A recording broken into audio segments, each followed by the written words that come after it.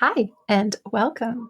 So, today we are entering into one of the most powerful initiations that we all meet in our lives, the Saturn return. Okay, so Saturn is the planet of time, structure, responsibility, and mastery. We face obstacles, we face challenges. I always call it is the mountain we climb. We are always climbing a mountain in life in some way or another. And so, when you look at your birth chart, Saturn is where that I want to say that forever mountain is, but we climb it. We reach the peak of that mountain. We succeed. This is the point of Saturn. So it takes about 29 and a half years for Saturn to orbit the sun, which means that every 29 years it comes back to the exact place it was when you were born in your birth chart. So this moment, it's not random. It's never random. The soul timeline is very specific and very precise. So it is a rite of passage. It is the universe asking you to step into your next level of maturity and alignment with your soul's truth. It is not about punishment, okay? It is about initiation, and it is about growing into the person you are truly meant to be. And so there are two main Saturn returns that we all encounter in our lifetime. And the first one happens between the ages of 28 and 30. And the second Saturn return happens between the ages of 58 and 60. And so today I'm going to go through guiding you into both of these passages because they each carry a very different purpose and a gift. And so if you're in one of them, yay, congratulations. It is such a powerful time for you. So the first Saturn return. The first Saturn return is the threshold into true adulthood. Okay, it happens around 29, so 28 to 30, but it begins to build prior to that, of course, right? The development of the 20s and definitely feeling it moving in at 28 and completes around 30, and you feel it after 30, the moving away from it. So this is when life asks you, are you living according to your own soul's path, or are you still living out someone else's script, right? The family, the culture, where you came from, the mother, the father, the religion, the culture, these things.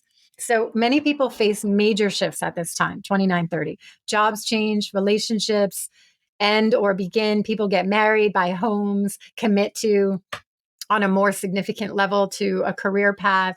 There's often a sense of pressure or even crisis because Saturn is holding up a mirror and saying, like, it's time to grow. It's time to claim your own authority. This is not about pleasing your parents or following society's expectations anymore. It's about asking yourself, what foundation am I building for the rest of my life, for the life that I want to create, which is different from where I came from in many most circumstances. And what is the legacy that I'll eventually leave behind, right? So Saturn invokes and provokes these type of questions. And so this is when you step into career directions, commit to what matters most, define the kind of adult that you want to be. And some people resist this passage and try to stay in old patterns. And that's when that Saturn can feel even more heavy, even more restrictive, even more obstacles, because our soul is always guiding us in the direction of our evolution, of our destiny, of what we're meant to come and experience and realize of ourselves. And so when we resist the path, when we resist change, when we resist the unknown and going forward into it, that's when we can feel the pressure of the crisis, the breaking down in our life, the obstacles, the challenges, these kind of things come through. So because life will always push you harder until you align with your truth, but if you accept the challenge, this can be one of the most powerful, empowering initiations of your life, and it is either way, one way or another. So I want to ask you, where are you being called now to take responsibility? Where are you being asked to step into your own authority? Because that's the gift of the first Saturn return, and you'll know this by understanding more deeply where in your chart this is happening for you, what house it's in, what other planets are aspecting your Saturn. All of this is so significant. So if you don't know your chart yet, you can go to astro.com, get it for free. I invite you into my astrology community. It's a free community, a couple hundred people in there. I also have an entire school and membership set up for you to come and be able to learn how to read your chart directly with me. It's an amazing, nothing like it astrology place out there. And so let's talk about now the second Saturn return. So the second second Saturn return comes at age 58 to 60, and it is the ushering into the elder years. It's this elder passage, right? It's just as powerful as the first. And we have the first 30 years of life, then we have the mid 30 years of life. And so the second Saturn return is that crossroads into the last 30 plus years of life, if you have that. And so it's very different from the first return. The first Saturn return is all about building your foundation, and the second Saturn return is about refining it and preparing your legacy. And by this point in your life, you have already lived through many, many roles, essentially, right? And you've built and you've achieved and you've struggled and you've loved and you've lost, and you have wisdom that only comes with time. And so Saturn asks you now at the second Saturn return, are you ready? Are you ready to live fully in alignment with who you really are? So it's no longer necessarily about ambition, or at least not in the same way, right? And it's about essence. It's about releasing what no longer matters and embodying more of your deepest truth. So this is a time when people shift careers again, retire, devote themselves to what feels truly meaningful. It's a passage, I would say, of like, so distillation, letting go of what has been built on false foundations or false grounding, and choosing what really counts. It's the entryway into what we can call the third act. And so mortality becomes more real here. Health comes into a different type of focus. And many people confront the question around like, how do I want to live the years I have left? And what do I want to pass on? What do I want to represent? What do I actually want to stand for? What do I stand for now? And so this is where you claim your place as the second Saturn return, as the wise elder, mentor, or guide, not because you are trying to prove yourself, but because you actually embody the wisdom that can only come from lived experience. That is what is so precious about the elder years, the 60s and 70s and 80s, that it is truly lived embodied experience that these people have to offer, and that is true wisdom. And so I ask you now, what wisdom are you here to embody? What are you embodying? What seeds have you planted, and are you now planting for the generations to come if you're in your second Saturn return? Because that is the gift of the second Saturn return. It is a renewal. It is the closure of that 30-year cycle and the beginning of a new one. And so you can see that these two passages are connected, but very, very different. And the first Saturn return is about building, and the second one is about harvesting, right? So the first is about outer life mastery, and the second is about inner life mastery. And the first Saturn return asks you to step into adulthood, and the second asks you to step into eldership. I like to think of it like a tree. At the first Saturn return, you are planting the tree. You're defining your roots and structure. And at the second Saturn return, you're harvesting the fruits and deciding what seeds you will continue beyond you.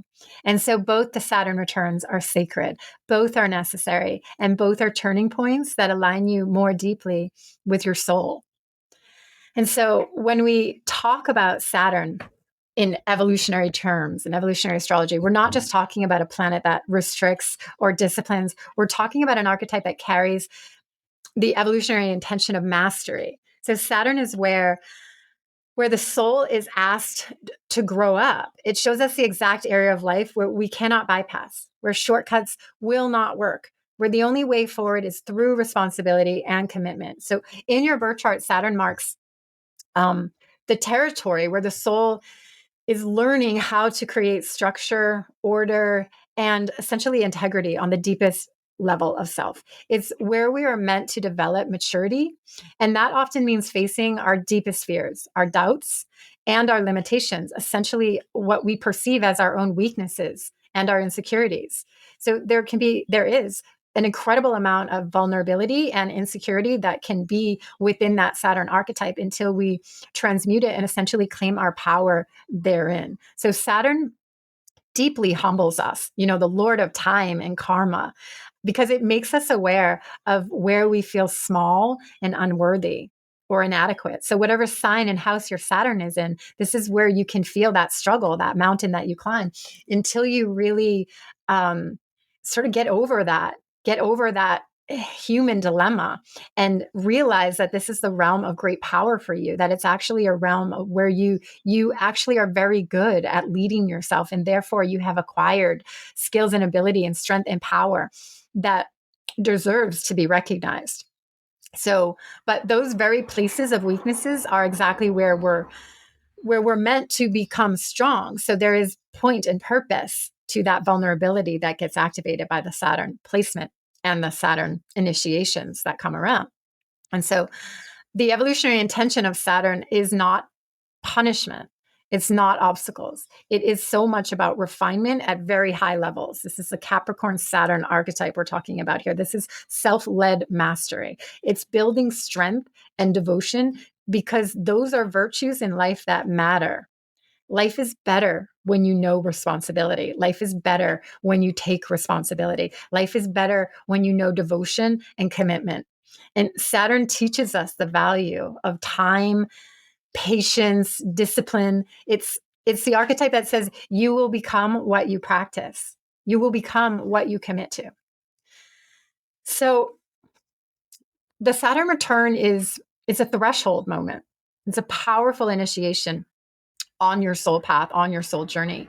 And it is a moment when the soul is confronted with the question, are you ready to live with integrity? Are you ready to be a contributing citizen to this world? Are you ready to uphold more responsibility? Are you ready to be more? Are you ready to hold more?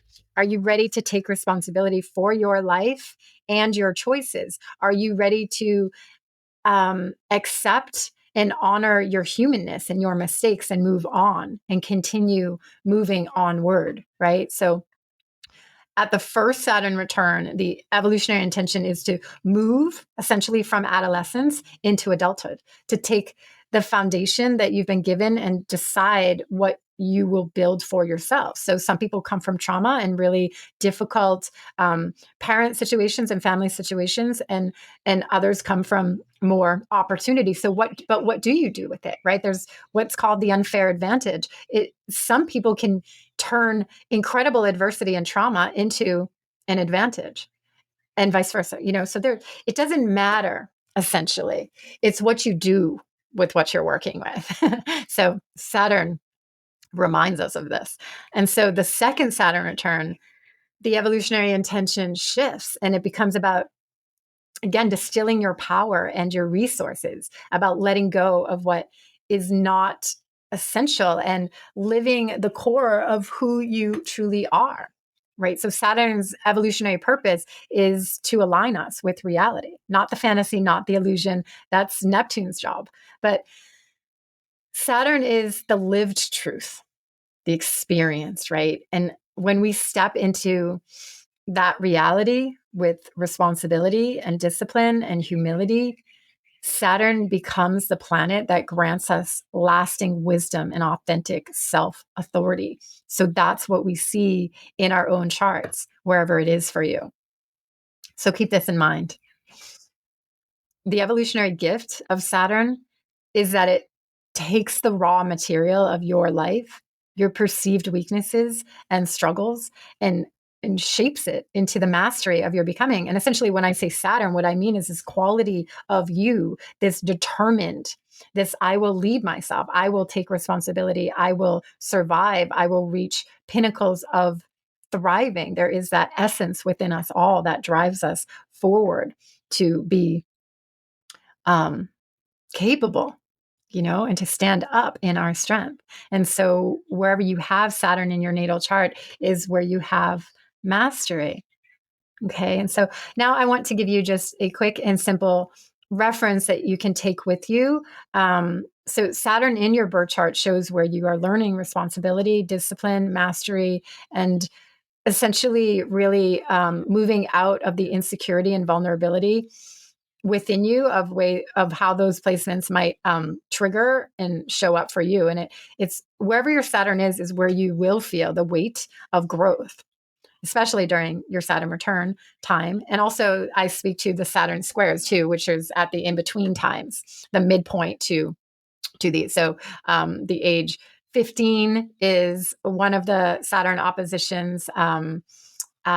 it's basically every 7.4 years. So you can do the math with that if you're in the Saturn squares and the Saturn oppositions and the Saturn returns. So yeah, let's go through this. Let's remember Saturn is where you must devote, where you must be disciplined to and with yourself in the way that it is in your chart. And it's where you must accept your role as a leader in this particular territory, whatever sign and house and whatever aspects it's making to other planets. So yeah, here, let's go through the, I want to show you here a quick guide. Saturn, what the themes, what the themes of each house represent and what the Saturn return times or other Saturn transits are going to highlight for you. Okay, so first house is so much to do with the lessons around identity, right? The who am I house. Who are you really?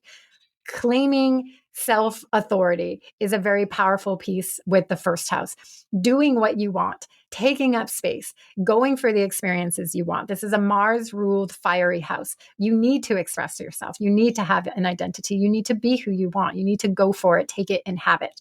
This is that experience. So if that is actually what's, in a balance within you, then that's what's needing to be looked at. And for others, it's like, take up space. What is your identity? Who am I? And often it is a who am I now type of journey from what I've come from what I've just gone through, from where I've arrived now. Who am I now? The first house always asks, who am I? Or who am I now? And then the second house, which follows the first house, is deepening into the who am I and going deep into lessons around self-worth. What do I value? Who am I on a deeper level? And this extends into inner resources, talent, skills, and external resources. What do I have inwardly and outwardly? Money is a huge symbol in this territory. So learning deeply about value and personal stability, self-reliance, self-sustainability is the second house territory. How well is that going for you based on your own self-worth and value quota, right? How well are you relating and loving yourself on the level of self-worth and worthiness? And the third house follows the second house. And this goes from all that internalized self-reflective work into now an externalized being activated and stimulated and engaged by the external environment. Look at all the information that is available to me. Look at all the different perspectives. There's a whole environment of so much going on. There are many environments where there are so many things going on. So the lesson is so much about communication and learning and the mind and owning your voice and how you are integrating into your environment based on your perspective. So there's a lot of lessons around the shifting of perspective, ideas, opinions, and truth, and how you're showing up in that communication. So ultimately, it's about lessons around your voice and your message and what you have to communicate. And so now the fourth house is a returning inward, a very deepening back into the self essence. And the lesson is all about home, family, emotional security, my needs, my wants, my desires, my own rhythm. I want to do what I want. I want to feel what I want. I live in the emotional body. If your Saturn is in the fourth house, there is an emotional component that is very, very profound. Emotional intelligence. It is about building inner foundations, the inner world that you feel inwardly secure and stable and safe. And when we feel safe within, we can feel safe without. We can feel safe externally wherever we go, right? Home is where the heart is. This is the fourth house, is the essence of that type of energy. And then from the fourth house comes the fifth house, where deepening the lessons about self-creativity and self-expression, like how are we creating our life based on your desire, based on what you truly, truly want. This is the house of creativity, children, joy, love, delighting in the pleasures of life, what you truly want to have and experience. So this is a house of taking responsibility for your self-expression, showing up for yourself. It is the ultimate, I love myself. It is the house of, I am so amazing. I am so fabulous. Look at me, right? Like if we can't love ourselves, who else is going to? That's what the Leo is the king and queen territory. It's like, let me shine. It's the house where we deserve to be in touch with our divinity, and we deserve, it's the sparkle, so maybe you're getting more in touch with this type of territory, to allow yourself to be bright and shiny and take up more space. And then going on to the sixth house is a real refinement. The Virgo house, Virgo refines our self-expression. It gets very deeply in touch with what are your skills? Where do you put your devotion and dedication? What is your great work? It is the sixth house are lessons around work and health and the body and daily rhythm and mastering service and discipline in the little things, which leads to a bigger type of purpose and service to the planet. The sixth house is a really powerful territory also for self-love, self-care, to be really aware of the self-doubt and the negative self-talk that can plague us with a negative mind reality. So this is what part of the insecurities can come through this, and the obstacles, and really overcoming the self-doubt to really claim your skills and how actually good you are at what you do. And so then the seventh house follows this, and that brings us up into the realm of other and partnership and people. And Saturn in the seventh house or opposite, it's lessons all about partnership. So this is so much about defining commitment and boundaries and just mature relating, and any kind of obstacles and restrictions and limitations that come into relating and partnership dynamics. Relationship to self is always first and then other. So powerful relationship time when you have Saturn transiting the seventh house and the descendant.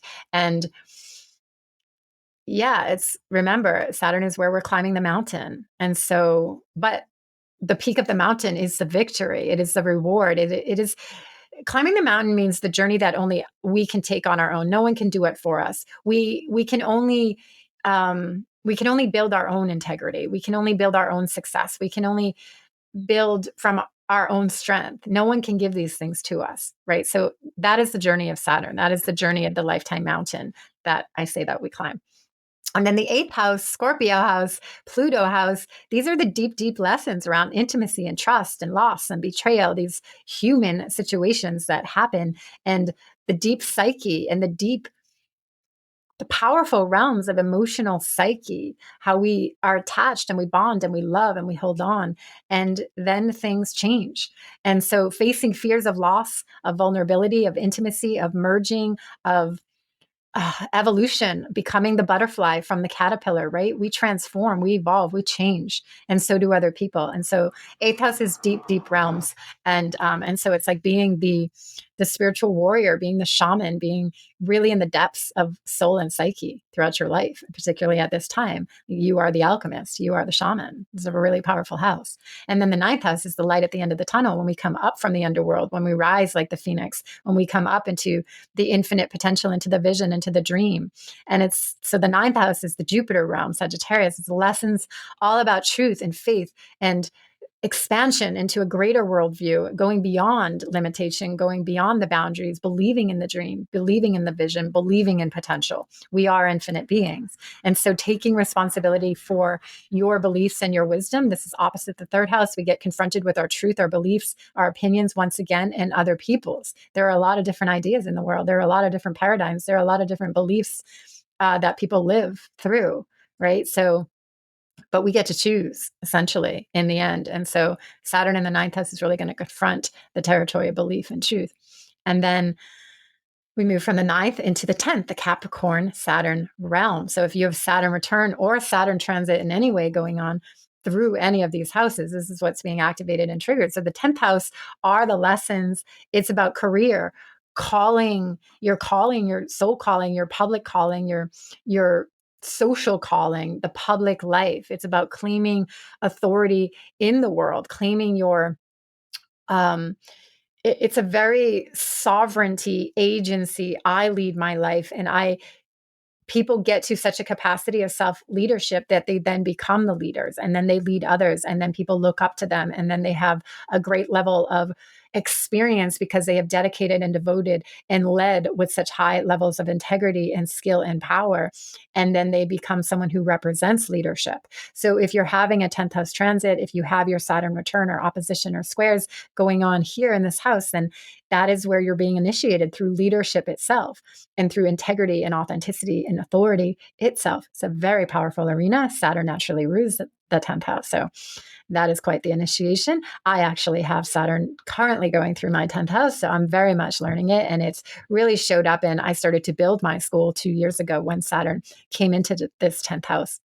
And it's been very powerful. And I also, just to share a little bit, to give a little context here, and an example, I am born with Saturn in my second house in Leo. And Leo in the second house as a combination is a very highly creative energy. I'm a very creative person. My whole life is focused around creating. I have a lot of creative ideas and I'm always wanting to create things, but it is the mountain I climb. It's a territory like most artists feel, this sort of like tension around, I must create. What can I create?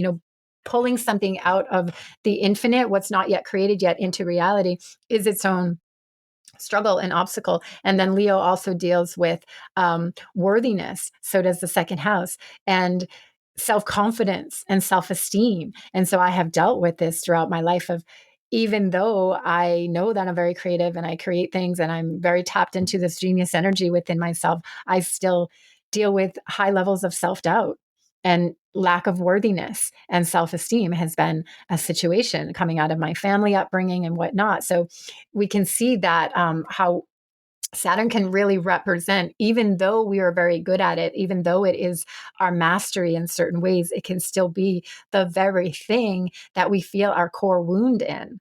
Saturn is connected to Chiron, the core wound energy. Saturn, Uranus, and Chiron make up this like matrix of the core, the trauma matrix, the trauma wound that we go into. And so I have a whole separate teaching on that trauma matrix energy of Chiron, Uranus, and Saturn. But Saturn really holds that, where our core insecurity and wounding is. And so we must overcome this territory and we must claim the mastery of it. And it is only our work. Like, it is only within our power to do that work. No one, it doesn't matter how much recognition outside. Of course, social recognition and community recognition and our family and our partners recognizing our greatness and our capacity helps, but it's really about recognizing it yourself, right? So this is it. And so from 10th house we move to 11th house, and the 11th house is the next. It is the axis of the 5th and 11th are the creative tapping creative potential on a very high level. And the 11th house has so much to do with the collective, the community, the social environment, the friendships, the contribution to the bigger whole. And it also is about individuation. This is the Aquarius Uranus house. So if you have Saturn in the 11th house, or you have transits in the 11th house, it is the ultimate territory where we must recognize, we must orient into our own unique self, our own unique essence. We must be who we truly are on that most individualized, unique level. We are all so different. We all have something very specific and our own creative genius that only us can do and share in a certain way. And we must do that. We must access that. We must have an experience of who we truly are on an individualized level. And then also the next level to that is being witnessed in that. We must be able to stand in that truth, to be confident enough, because that's a whole transition in itself. It's one thing to be in touch with how we are unique and how we are different and what we truly desire to experience and express in life. And it's a whole nother level to get on stage and represent that, to stand bold in our truth and in our expression is a whole nother degree. Okay. And I have my North and South node in the 5th house, 11th house. So I know this territory well and I have walked it. And to be able to stand up in our truth and to be not only witnessed, but to be judged, to be experienced. People have conflict with us. People don't agree with us, right? We don't meet everybody's expectation. And sometimes we instigate people, we trigger people, we confront people with their own beliefs up against ours. And so we risk judgment and we risk attack on some level. And so the 11th house journey is very powerful in that role. It's defining your creative expression and role within the collective is the highest expression of the 11th house. It's very, very powerful. And then it leads us into Pisces, which is the ultimate infinite potential and creative expression zone. But it's also where we surrender the ego, we surrender the need for the identification and the role. We just truly are. But that the 12th house comes with its own levels of challenges too, because we can lose ourselves in the surrender, in the letting go, in the oneness and wholeness and unity experience with all that is, in stepping into higher, more higher levels or deeper connection with our infinite essence, with the creator itself, with God. There's the risk of losing ourselves. There's the risk of escapism. There's also denial and avoidance, and addiction can come really strong in this territory, because it's like so much when we tap into the realms of the infinite, our own infinite nature, the creative potentials, the infinite potentials, the God container, the God code, the source codes, being connected to the universe. This can all become too much, too overwhelming, and then escapism and addiction and avoidance and these kind of things can come in. And so, yeah, this territory comes with its own set of challenges, like they all do, and lessons around surrender, spirituality, and the deeper hidden patterns of psyche. It's the realm of the unconscious, right? Our own unconscious, of subconscious patterns, and what's in there from the ancestors, from the childhood, from the collective humanity. And so there's a lot going on in the 12th house, and it ultimately has to do with learning faith and humility and deeper levels of inner mastery. So that is the 1 through 12. I hope you can identify this in your chart. You can always leave a message and be in contact with where you are, and we can continue the conversation. Come into my community, and we can chat more about all this. There are already forums and questions going on in there already on these topics. And so where Saturn sits in your chart will always be where you are asked to grow the most. So during your Saturn return, this house becomes the focus, right, of your rite of passage. Okay. And so you really want to understand where Saturn is happening. What planets it's an aspect to is going to bring a whole nother layer of archetype and quality of what you're experiencing and what you're moving through in your life and in your own psyche, what these growth portals and periods and ages represent for you. And so there's always a lot more, but just I invite you to come on in and join me either in my free astrology community or in my actual membership, where you can be in classes with me and we can go directly into your personal chart.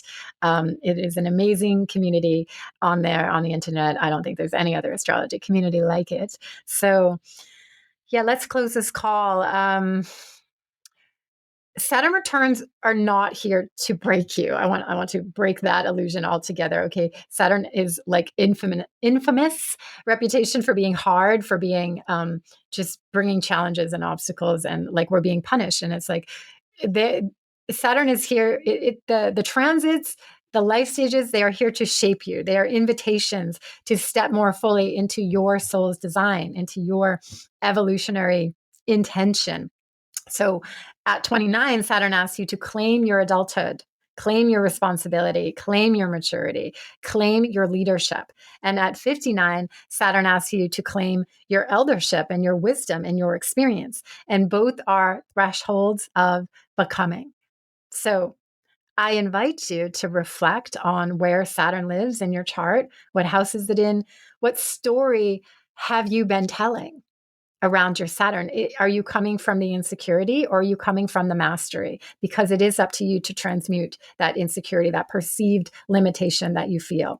And how can you meet it with awareness rather than resistance? How can you meet it with the willingness to expand and take responsibility further, to continue to climb that mountain to the peaks of your success? So because Saturn does not bring easy lessons, it brings the kind of growth that lasts a lifetime. It's sustainable, long lasting, devotional, committed growth. Okay. It's all about cultivating where you can stand proud of yourself.